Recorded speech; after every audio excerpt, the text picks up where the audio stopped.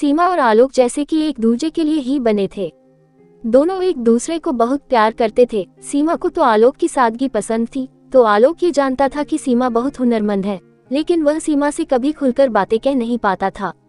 कई बार सीमा कहती भी थी कि शादी को काफी वक्त हो गया है, लेकिन ऐसा क्यों लगता है कि आप मुझसे बहुत सारा चार्ज छुपा रहे हैं। रिश्ता तो पानी की तरह होना चाहिए आलोक, बिल्कुल साफ, आर पार, पारदर्शी। शादी को 7 वर्ष हो गए। 2 बहुत प्यारे बेटे गोद में थे। दोनों बहुत खुश थे, लेकिन अभी दोनों बच्चों की परवरिश की वजह से सीमा अपने पर ध्यान नहीं दे पा रही थी। समय बीतता जा रहा था। सीमा के लिए तो जैसे दोनों बच्चे उसकी दुनिया थे, वह जैसे अपने लिए तो जीना ही भूल गई थी। बस दोनों बच्चे और आलोक उसकी जिंदगी बन गए थे। फिर आलोक का ट्रांसफर हो गया और एक नए शहर में आ गए। सीमा, कैसा रहा आपका पहला दिन नए शहर में, चाय के 2 कप टेबल में रखते हुए? आलोक उत्साहित होकर, अरे क्या बताऊं सीमा, मुझे तो यकीन ही नहीं हो रहा है कि मुझे वहां मेरी क्लासमेट अपूर्वा मिल जाएगी। तुमको एक दिन मिलवाऊंगा उससे। सीमा, हाँ हाँ जरूर। आलोक, फोन पर शाम को चाय बनाकर रखना, मैं अपूर्वा को लेकर आऊंगा। सीमा, जी आलोक। अपूर्वा ने दोस्ती का हाथ बढ़ाया सीमा की तरफ, लेकिन ना जाने कुछ तो था जो सीमा को दोस्ती के लिए रोक रहा था। खैर, देखते देखते 6 महीने बीत गए। अब बच्चे भी स्कूल जाने लगे थे। घर के पास ही रहने वाली पूनम अब सीमा की एक नई दोस्त भी बन गई थी। उसके साथ खूब बातचीत होती थी।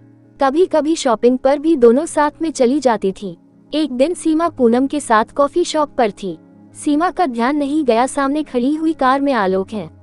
अचानक से पूनम ने कहा, याद है सीमा, एक बार मैंने तुमको बताया था ना, मेरी बहन के साथ किसी ने छेड़छाड़ करने की कोशिश की थी। बाद में वह व्यक्ति पकड़ में आ गया था, लेकिन उसके बहुत माफी मांगने पर पिताजी ने उसे छोड़ दिया था।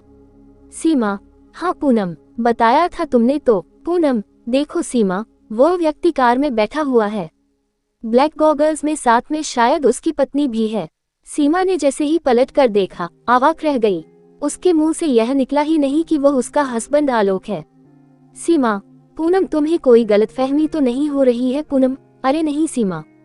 सीमा, अच्छा चलो घर चलते हैं, बच्चों के आने का समय हो रहा है स्कूल से। पूनम, ठीक है। तभी सीमा ने देखा आलोक के साथ उसकी वह क्लासमेट अपूर्वा बैठी हुई है। सीमा के मन में एक वहम बैठ गया। घर आकर भी वह बिल्कुल चुपचाप रही। पूनम की बातें उसके दिमाग में घूम रही थी। अचानक उसे ध्यान आया कि कई बार 15-15 दिन ऑफिस के काम के बहाने बाहर रहते थे आलोक। पूछने पर यही बोल देते थे ऑफिस का काम था और इसके अलावा कभी कुछ नहीं बताते थे। सीमा बहुत परेशान थी। सोचते सोचते उसकी आंख लग गई। सुबह उठकर फिर वही बच्चों का स्कूल, घर के कामकाज, वही व्यस्तता। लेकिन आजकल आलोक फोन पर बहुत व्यस्त रहते हैं। पूछने पर इतना ही कह देते ऑफिस का फोन था। सीमा ने अब अपने स्तर पर पता लगाने की कोशिश की तो एक बहुत बड़ा कड़वा सच उसके सामने आया। अपूर्वा आलोक की पूर्व प्रेमिका है। एक दूसरे को पहले से ही प्यार करते थे।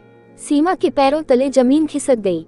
यह नया शहर आलोक के लिए नया नहीं था, क्योंकि अपूर्वा इसी शहर में रहती थी और काम के बहाने आलोक उससे मिलने आते रहते थे। और आलोक ने अपना ट्रांसफर बड़े अधिकारियों से मिलकर करवाया है।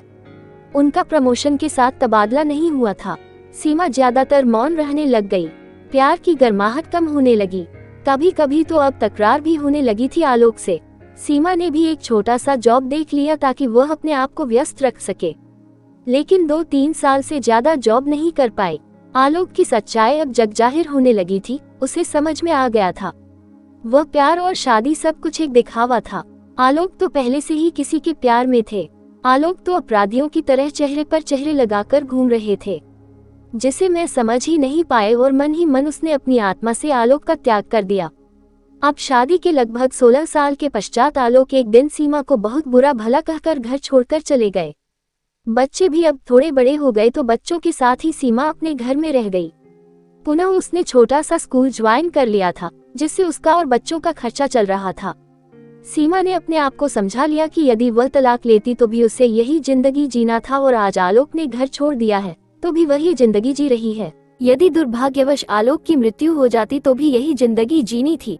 आलोक अपराधी था जिसने बच्चों और सीमा की भावनाओं, प्यार, जज्बात का कत्ल किया था, और कत्ल किया था कई जिंदगियों का। शायद ऐसे अपराधियों की सजा दुनिया की कोई अदालत मुकर्रर नहीं करती। इनकी सजा तो ईश्वर की अदालत में तय होती है।